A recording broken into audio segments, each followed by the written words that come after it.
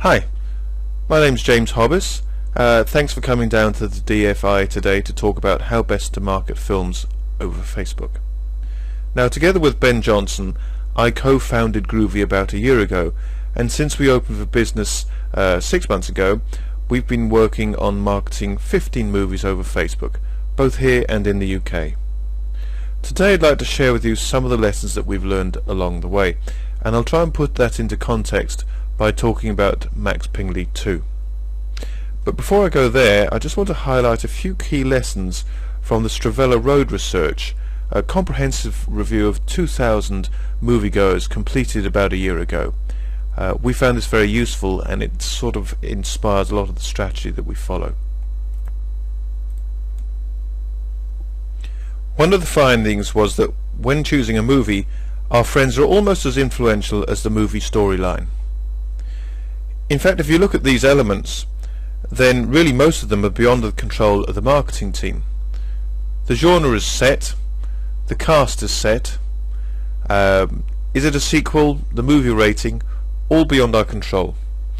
Thank goodness we do have some control over the advertising, and we can use that to try and find evangelists and activate them on behalf of the film. But where do we find evangelists? Well, here's one. This one's called Morden Ibsen, and he's the head brewer for the Carlsberg's upmarket brand Jagerson Brewhouse. Now, he's a friend of mine, and last week I met him for a drink. I don't usually drink his beers, I'm more of a bitter man, so it's always a little bit of embarrassing. I asked him what he would recommend, and this is what he said. Jagerson Velvet Ale, something about some Galaxy barley, yada yada yada yada yada yada. He was speaking in English.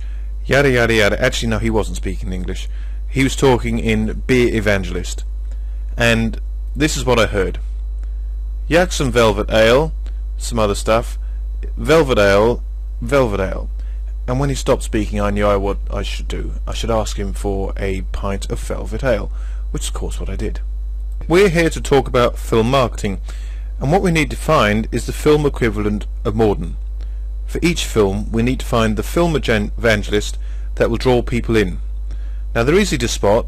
They're the ones that follow the cast or the director. People who know who David Fincher is and what he made previous to The Girl with the Dragon Tattoo. And fortunately, we can find them. But when do we speak to them? How long before the movie is released? Well, referring back to the Stravella Road research, we can see that choosing to see a movie actually occurs quite a long time before we go and see it. We decide what to see, or most of us do, at least a month before it becomes available. So that means that we need to be reaching out to those evangelists about a month before release. And the decision to go to the theatres happened today or yesterday. So we carry this shortlist around with us, but we only act on it at short notice. So what we need to do here is send people an email just when the film becomes available to them, just a reminder that the film which they said they wanted to see a few weeks ago is now available for them to see locally. But we're talking about Max Pingley, and that's a family movie, and research shed some light on family movies too. Specifically, that the child is disproportionately important when deciding which film to see. In 91% of cases, the film watched is the one that the child wanted to see or that the parent and the child wanted to see. That means that in only 9% of the time did the parent force the film on the child. Quite right too. If you have kids, then you'll know the folly of trying to get them to do anything that they don't want to do, let alone waste the price of a ticket and an afternoon in a dark room trying to get them to enjoy something that they're really not into. So how do we reach influence the 13 to 18-year-olds? Well, with social media, of course. This is where people are, so this is where we must go, always remembering to arrive there with an evangelist on our side to carry the message forward. Now, with Max Pingley, we could see that the initial premium Facebook ads had generated a lot of interest, but only within females between 35 to 54. So there was a dire risk of the cinema being filled with mothers and children who didn't really want to be there, or more likely, neither of them would come.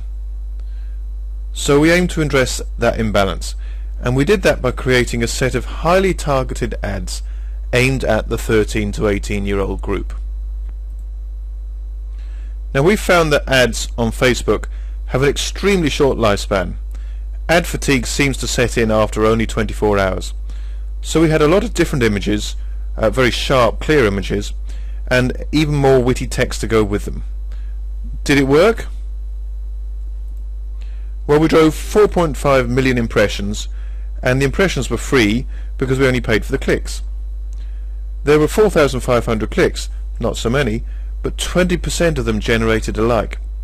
And our latest tabs would probably have achieved 45 to 55% conversion rate, but more about that later. And look how this has rebalanced the demographic, so that both parts of the family are interested in this film. Now the point of this story is to illustrate how using Facebook demographic data we could spot an issue and adjust the marketing tactics before the box office opened. Normally, of course, you can't tell that the marketing strategy was wrong until after it opens, and of course by then the failure might be attributed to the product. So let's talk about some other lessons. Well, the most important one is to realize that despite all the effort that we put into our fan pages, most people don't actually go there. For most people, Facebook is really just their wall.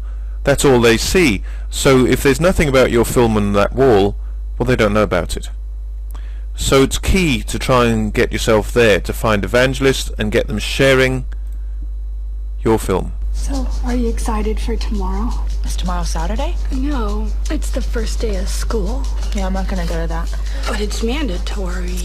Ooh, give a Elizabeth. So okay, this is the tab for Bad Teacher. It looks like a great film, and I want to show you the share facility. When you share from our tabs, you're actually sharing the trailer. So what's that look like? So, are you excited for tomorrow? Is tomorrow Saturday?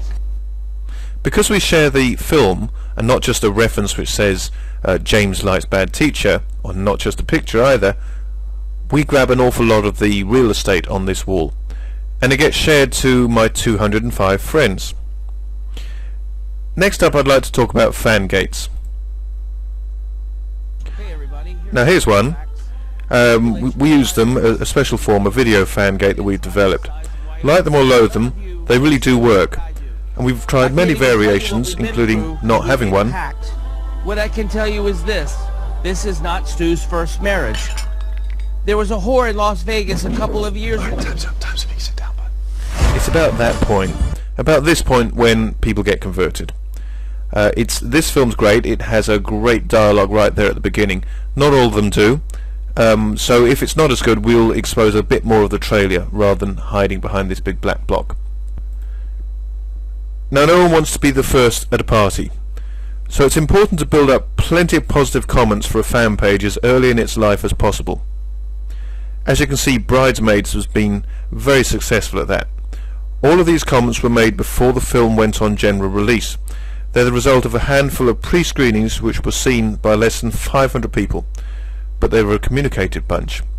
And look, it wasn't a monologue, it's a dialogue. They've been answered back. And of course all these comments are relayed to people's walls. Think of the word of mouth that's generated. How do they do it? Well, I wish this was a groovy product, but it's not. It's just a very single-minded and proposition well executed. Next up, I want to talk about quizzes. Our early tabs were achieving about a 20% conversion rate. Now we routinely hit 50%, and much of that increase can be attributed to the inclusion of quizzes. This one randomly responds with one of 30 vague answers. That's the right one. And as you can see, they get shared to the wall, and so the message ripples out. This is another variation on social validation. This time we're taking tweets and relaying them onto the page.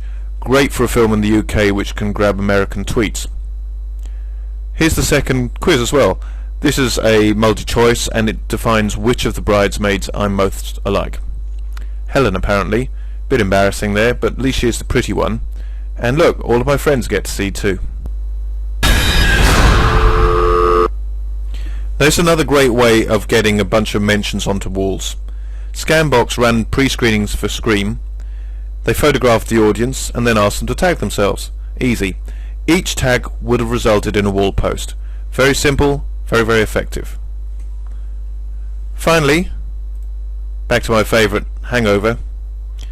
Now this is here to illustrate how great tabs get people from A to A. Yeah, that doesn't sound far, but it's from awareness all the way to action, right through interest and desire. Awareness is generated by the wall posts and the ads.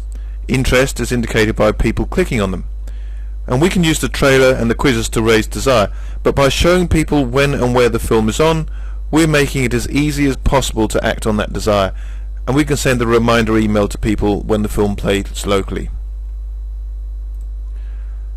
So that was a bunch of key lessons, but at the heart of what we do is a community of film fans of known taste, which allows us to reach out and grab the 1,000 fans that are going to go nuts for your next film. I hope you found that interesting. I hope you're going to enjoy the workshops later today. Thanks for your patience.